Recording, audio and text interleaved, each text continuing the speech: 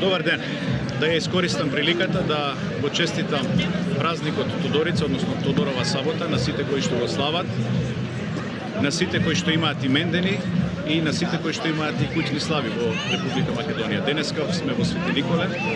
Од она што можам да го видам, движејќи се помеѓу народот, тоа е дека граѓаните ги напуштаа апатијата и сите добиваат доза на ентузијазам.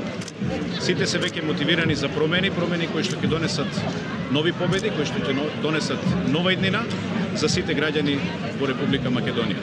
Уште еднаш за крај благодарам за поканата и на градоначалникот и на председателот на општинскиот комитет. За многу здравје, за многу успех, со среќа празник. Какво е вашето мислење за скандалот на PR агентот на Стево Пендаровски? Видете, Стево Пендаровски и Димитар Ковачевски се репрезенти, односно тие се главните носители на политичкиот неморал во Република Македонија. Стево Пендаровски од една страна кажува дека се среќавал со тој PR агент во рамки на форумот што го организира Социјалдемократскиот сојуз, а од друга страна председателот на Социјалдемократскиот сојуз Димитар Ковачевски тоа го негира.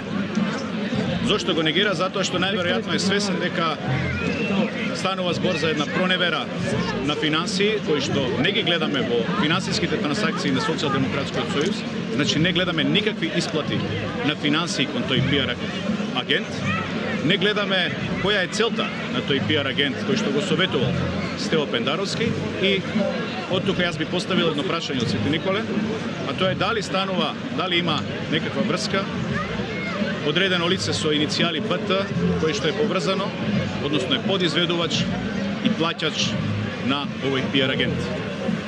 Што мислите за носителите на СДСМ? Ништо нема да се каже дополнително за нив. Тие се само едно бледо продолжение на криминалот, на корупцијата и на понижувањето, односно достоинството на македонскиот народ.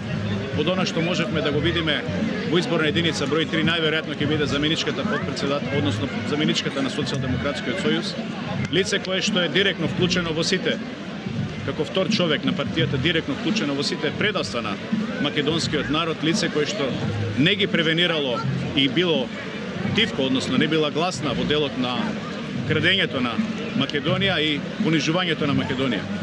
Во изминатиот период сите скандали за кои што сведочеше македонската јавност може директно да се поврзат со второто лице на Социјалдемократскиот сојуз, кое по функција треба да биде најмокната жена во Република Македонија.